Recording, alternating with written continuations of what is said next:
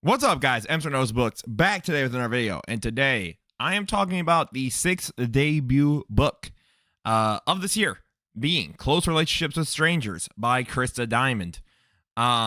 Just to read this out, I guess, to give the premise, every paparazzo has their white whale.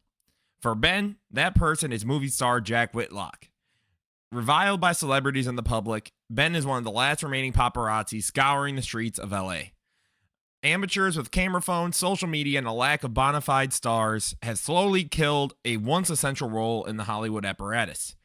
Jack Whitlock is one of the last remaining A-listers, and Ben has followed his career since the years he spent bussing tables at a diner in Las Vegas, where his most popular movie once filmed a scene. And from there, you basically get Ben trying to follow Jack because a scandal occurs. So, what do I think of this book overall? I think overall the book is solid. I only listened to it on audio, so I should put that out there. There obviously is a physical thing, and I'll put either the Goodreads or the Amazon link in the description. Pros, can't really rate it. Didn't see it. I thought it was good. I thought the dialogue for the most part was pretty solid, especially because it is a more modern story.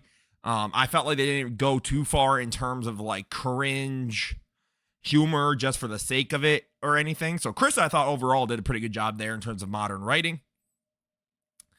The characters, I would probably give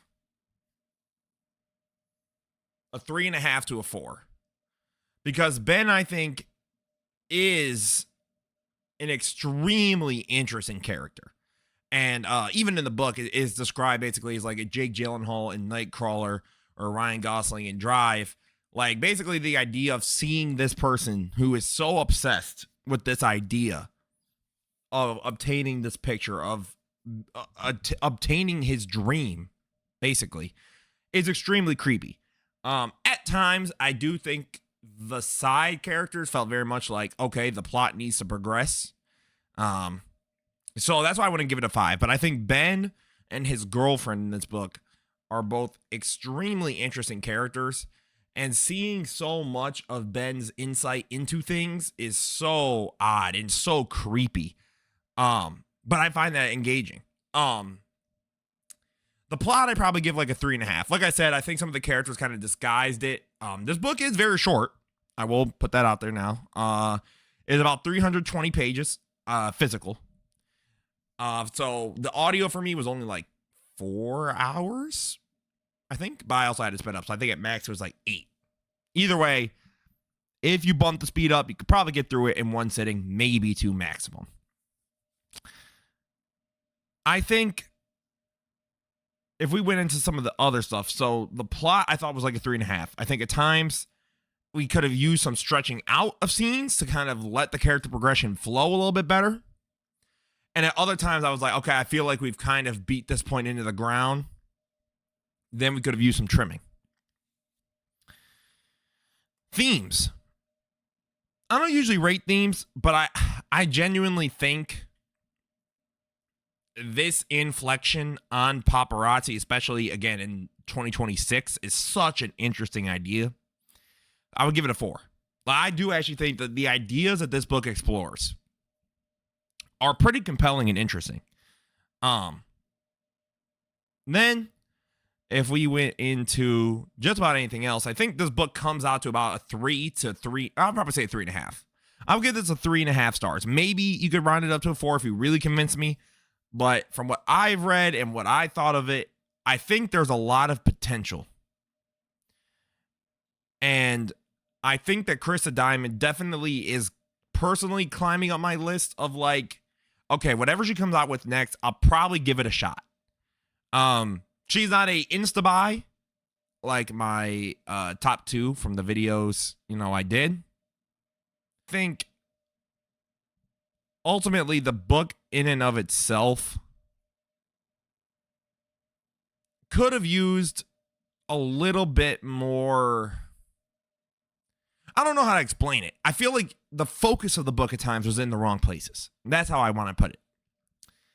And we can get into spoilers, but I would recommend this book because, again, it is contemporary. It is more of a lit fic. It's not fantasy. It's not sci-fi. It is a creepy premise. Again, I don't think it's horrible, but it is creepy. Like, I will not deny the fact that it does feel awkward and weird. And again, it's like seeing what paparazzi used to be like in like the 2000s, even the 2010s, before, you know, social media just blew up. And at that point, what was the need of a paparazzi? Because any human being could just take a picture of a celebrity somewhere and therefore upload it, and then GG's well played. But yeah, I would recommend it. I hope you guys check it out. Again, I think this is a good debut book, and I do think there are some of you probably who will enjoy it thoroughly more than others, and I think there are some of you who will go, what the hell was this? That's why I would recommend it, but I would also do it with a little bit of hesitation, if I know you well enough. But overall, again, another debut that I'm interested in what this author does next, because I see the potential and I see the talent, and I think that if she goes in the right direction and goes maybe with something a little bit more length and better editing, oh my God, we could be golden. So I would give this book about 3.5. The lowest I would go is like a 3. Highest I would go is a 4. It'd be in that range. But let me know what you guys think if you have read it. And we're about to get into spoilers. So I appreciate each and every one of you. Don't forget to leave a like, comment, subscribe. And we're about to get into the spoilers right now. So I'm not doing awards for this book because there's not enough characters. Because the MVP is going to be Ben / Jack Whitlock. Because I think Jack being this unobtainable icon and seeing the obsession is so interesting. Okay. So obviously there is a moment in this book. So the book kind of straddles itself between two times. It's in the modern day, or it's, well, current day, I should say, because it's all modern. But current day and a couple years earlier, where he starts off in Vegas and how he gets into the paparazzi life and how he kind of breaks into it, breaks big. And in the current day, he's getting a lot of texts of like, we know what you did, we hate you, blah, blah, blah, blah, blah.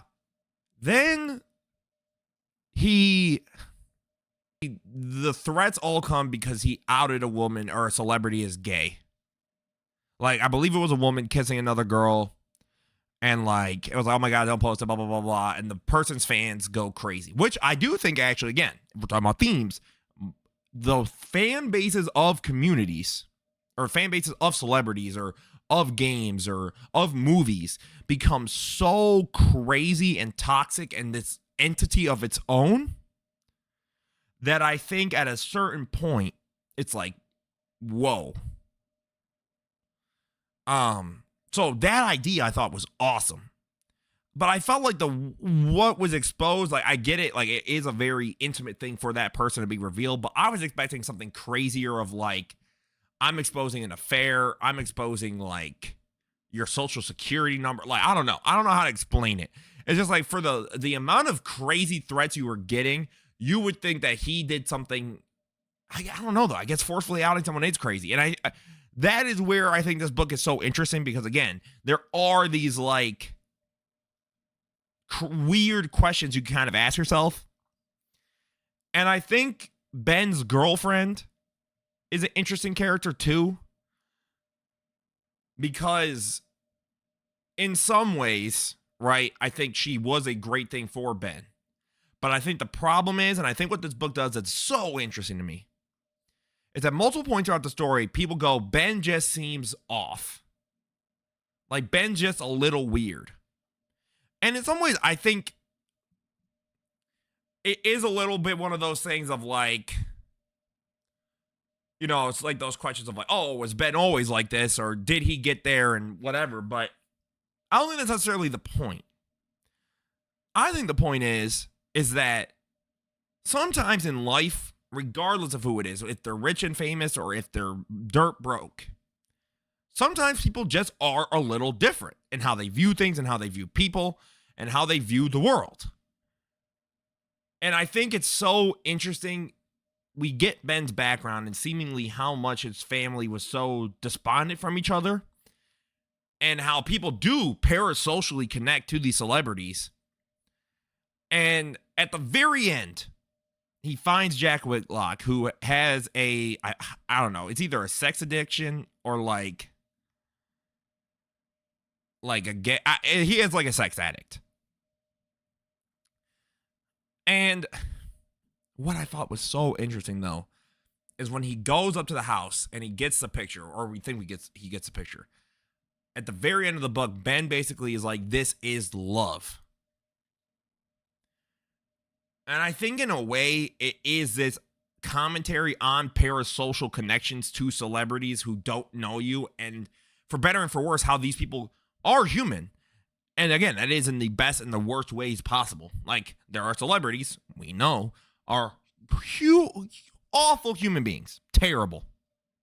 There are also celebrities who are the most humble, incredible, down-to-earth guys or women that we know.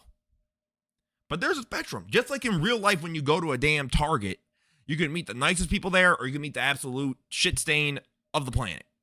There's always a scale. But because we get to such a famous level, or because it gets to such a level of like notoriety and fame and wealth and all of those things, we mentally distinguish those people as like greater or different. We literally separate them from the rest of the world. And I think that, I don't know if this is everything Krista was going for. This is just kind of stuff that it made me think about, which I think is a really, again, strong aspect of Krista and her writing. I think we could have cut some of the flashback stuff. Like, at a certain point, I understood what we were getting at, and I think we could have spent more time on the modern day. And the book, the blurb describes, Ben's going paranoid, but I don't feel like Ben really goes paranoid until like literally the second to last chapter. So I'm like, it feels like false advertising, to be 100% honest. And I think this book is strong without that premise. And I think that if there was more time spent on the current day and seeing Ben's descent into obsession could have been really, really cool and really awesome. But I felt like we spent too much time on the repetitive foreshadowing, underlining of like, Ben's weird. Ben has these sort of tendencies, and maybe as much as he does love his girlfriend, he has a greater yearning and all that. Like, I understood that by a certain point. And if we cut some of those flashback chapters to expound upon where Ben becomes fucking nuts at the end, then I think we could have gone somewhere. And I do enjoy this book a lot, and I would recommend it. I do think it's a lot of fun. And again, this is why I do the debut book stuff, because I think these books deserve recognition, and they deserve to be recognized as potential like stepping stones for a great career. And I think Krista has legitimate potential. Her dialogue writing is pretty freaking good.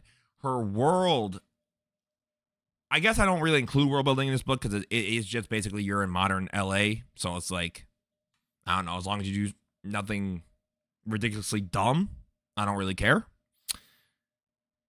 But the characters and the ideas and the themes are really interesting. I think we could have spent more time expounding upon that instead of wasting time on what I felt like was a very repetitive flashback sequence. But yeah, overall, really enjoyed the book. So let me know what you guys think. As always, this is Amsterdam Knows Books. Don't forget to leave a like, comment, subscribe. If you all stuck through to the end, I appreciate you. And I'll see each and every one of you in the next video. Peace.